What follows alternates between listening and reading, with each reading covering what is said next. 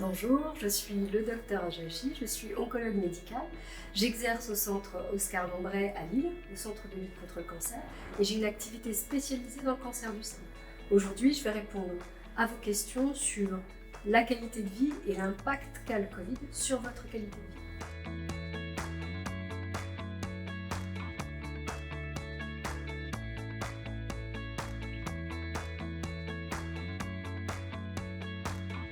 Pour le dépistage, même si on est en période d'épidémie, il faut continuer à se faire dépister. C'est très important pour éviter de diagnostiquer trop tard le cancer du sein. Lorsque le traitement s'administre et nécessite d'être en milieu hospitalier, là, il faut venir, tout simplement. Et on a tout sécurisé pour que ça se passe bien et qu'il n'y ait pas de risque de contamination. Par contre, sur des traitements, des thérapeutiques qui peuvent être orales, ce qui peut être intéressant et qui est mis en place par certains centres, c'est pas forcément de vous déplacer, mais d'avoir une téléconsultation, une consultation même téléphonique. Et parfois, on peut même être amené à envoyer votre ordonnance directement chez votre pharmacien sans que vous ayez à vous déplacer.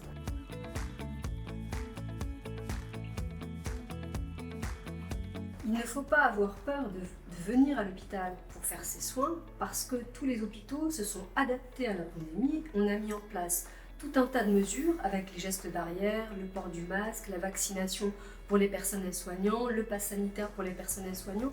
Tout ça, ça a pour objectif de diminuer le risque de contamination. Donc il ne faut pas avoir de crainte par rapport à ça. Vraiment, les hôpitaux se sont adaptés. On a fait vraiment des efforts et rapidement pour continuer la prise en charge sans risque pour les patients.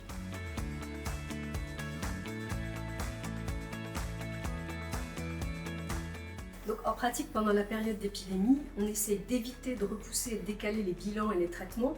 On peut être amené à faire quelques exceptions pour des bilans qui ne sont pas urgents ou pour des traitements qui ne sont pas urgents, comme par exemple la reconstruction, qui est liée au cancer bien sûr, mais qui n'est pas urgente et qui peut se faire un petit peu à distance pour privilégier les soins qui sont un peu plus urgents.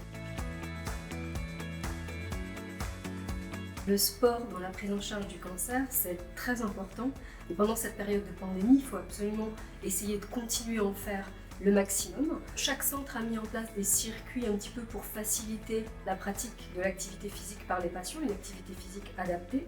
Soit elle peut être faite par petits groupes dans des salles de sport qui se sont équipées pour que tous les gestes barrières, les distanciations soient respectés. Sinon, ça peut quand même aussi être fait à domicile, soit seul, soit avec même des coachs sportifs par webconférence par exemple. La vaccination chez les patients qui ont un cancer est tout à fait possible, elle est même recommandée parce que les patients qui ont un cancer sont à risque de faire des formes un peu plus graves. Donc pour éviter de faire ces formes graves, la seule façon de faire c'est la vaccination en plus de maintenir les gestes barrières. Par rapport à la reprise de l'activité professionnelle, ce qu'on conseille, c'est vraiment de faire le point avec l'employeur, de ne pas hésiter à prendre contact avec le médecin du travail pour voir quelles sont les modalités les plus adaptées à une personne donnée pour reprendre son activité professionnelle dans des conditions de sécurité qui soient optimales. Il faut absolument continuer en termes de précautions, celles qu'on a tous appris depuis le début de la pandémie, le maintien des gestes barrières, en particulier se laver les mains régulièrement, porter le masque, ne pas hésiter à aérer les pièces, tousser, éternuer dans son coude. Si la pandémie a fragilisé certaines patientes, qu'elles ont du mal à exprimer leurs difficultés, c'est vrai qu'il est possible pour ces patients-là de se rapprocher de leur équipe de psychologues qui peut les accompagner et qui peut également les aider à trouver les mots pour discuter de ces difficultés avec les proches.